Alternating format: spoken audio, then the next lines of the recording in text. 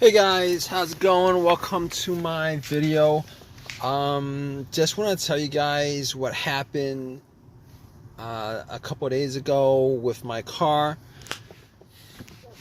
So basically, I just want to tell you guys how I fixed the issue. Okay, so basically, I was at a McDonald's getting food, parked my car, turned it off, parked my car, went to get some food, came about 15-20 minutes later, and try to start it. It would crank up, but it wouldn't turn over.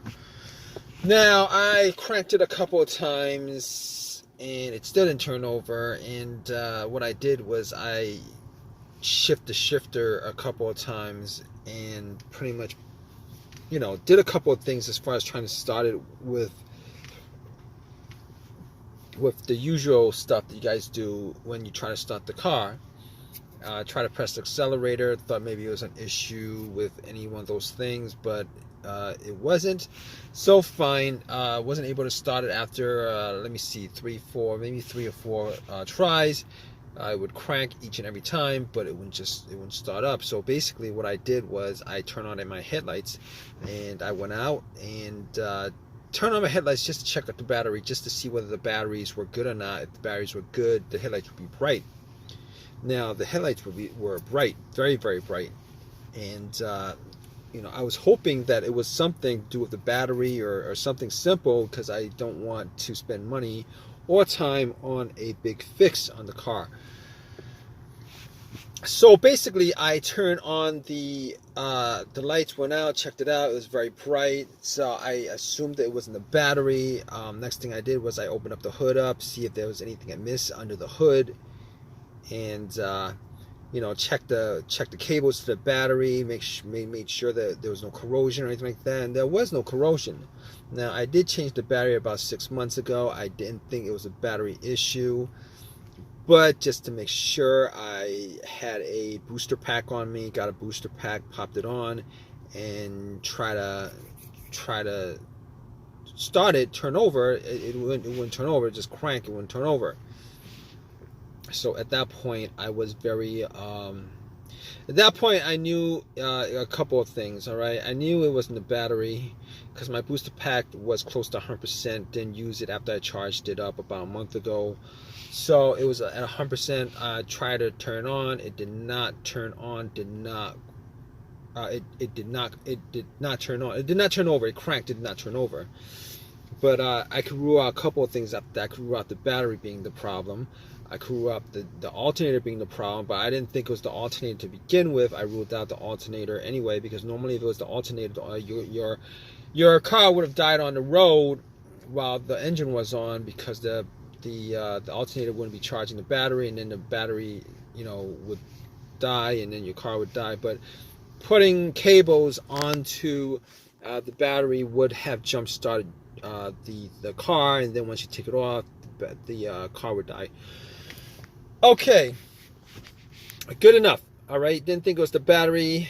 Ruled out the battery, ruled out the alternator, ruled out, and here's the thing, I also ruled out the ground wire, because sometimes if the ground wire is it's either loose or not grounded to the frame properly, where rust is in the way, debris or something like that, it would cause a bad connection, and that would cause sometimes it would cause to crank but not start. But normally in those situations, the weak connection would cause the car to slow crank and not start. But the thing about it is, the car cranked up very strong each and every time. So I didn't think it was the ground wire, but I double checked anyway, just in case. If you guys don't know what the ground wire is, the ground wire is the wire, the negative cable of your, that connects to your battery.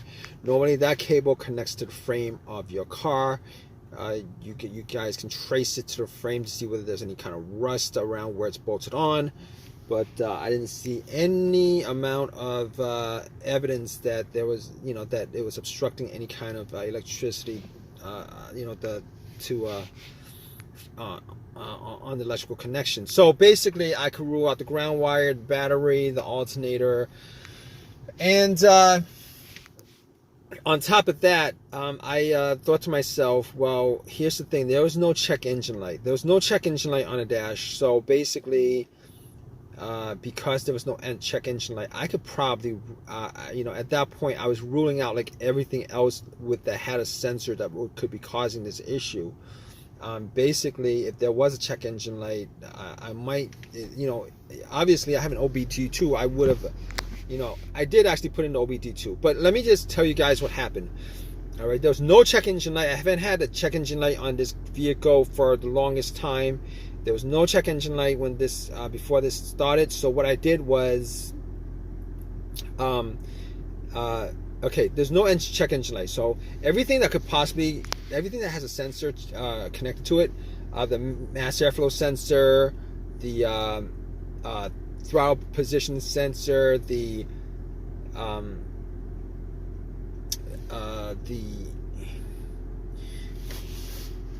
throttle body, crankshaft, camshaft, everything that could possibly have a code that could trigger the check engine light, I pretty much ruled that out. But I have a $20 OBD2 reader that I bought from Walmart. You guys don't know what that is. It's a very cheap OBD2 that I got from Walmart in the auto section. Popped it in. Another thing that could cause it is if there was some kind of connection issue between the car's computer and the car itself, the car's ECM, which is the car's computer. So I plugged it in just to make sure that's not the case. So if the scanner scans everything, gives you a readout on the screen, that pretty much means that there is a connection from the car to the computer, because if there wasn't, the OBD2 would not be reading it. It would tell you that it would stop at some point, tell you that it could not finish the analysis. But it finished the analysis. It gave me no codes whatsoever. Went through everything. So basically, I pretty much ruled out all those other causes that possibly could cause it. Mass airflow sensor, camshaft, crankshaft, throttle position sensor, anything else that could cause it, I pretty much ruled those out as a result of there not being a check engine light on the dash itself. Ruled it all out.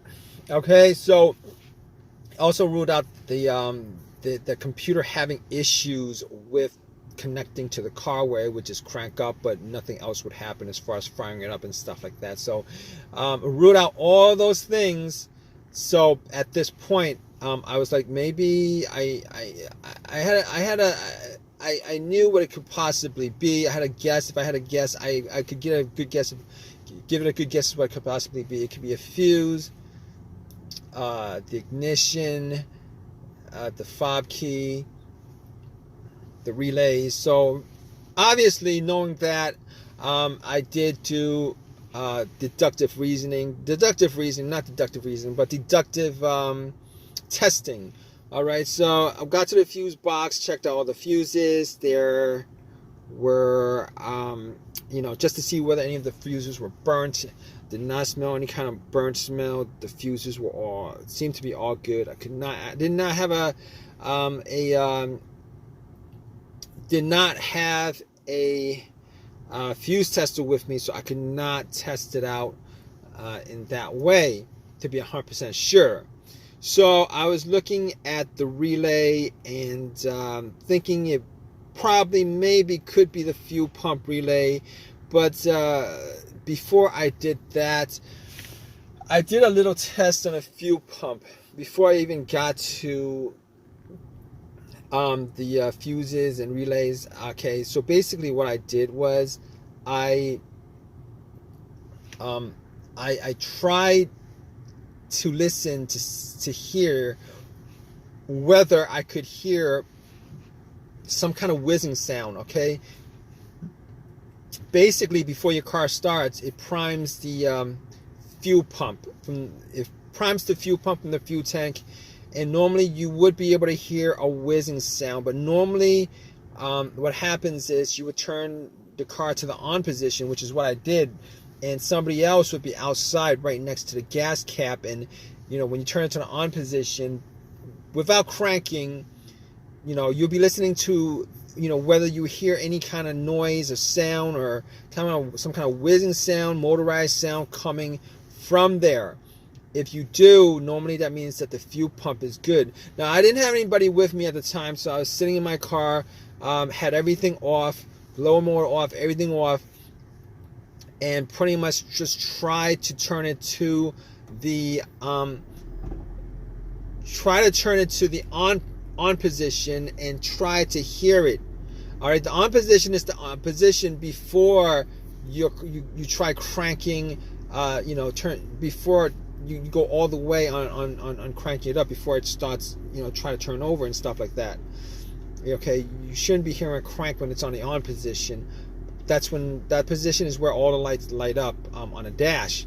So basically, what happened was, I tried to listen to it inside the car with it on the on position, and could not hear any difference.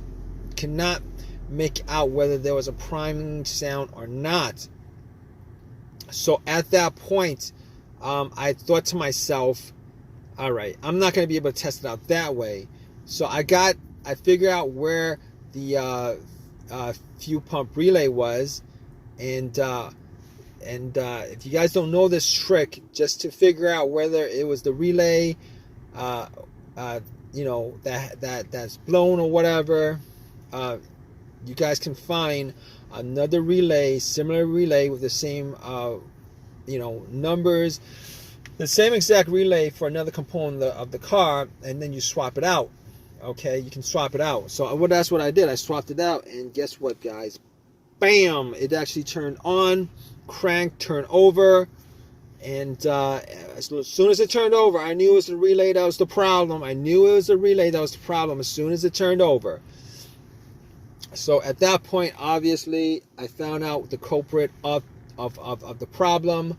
Was able to drive to AutoZone. Got the relay, swapped it back to the whatever the component that old relay was, and then put a new relay for the fuel pump, and it cranked up. It just cranked up. It's good. Fixed the issue. Haven't had the issue since. So if you guys are in the same situation where your car is cranking, but it won't turn over, just go down each and every one of those troubleshooting steps that I went through. 90% of the time, you should be able to get to why your car would crank but won't start. I could not guarantee 100% of the time, because there's also a couple of variables that could be involved as far as why your vehicle is cranking but not turning over. But in this situation, I found out what it was, fixed it. I'm good to go. Just want to let you guys know. I hope this has helped you guys out. If it has, please give me a thumbs up. Please subscribe. Please, if you have any comments at all, please leave a comment in the comment section. All right, guys, take care.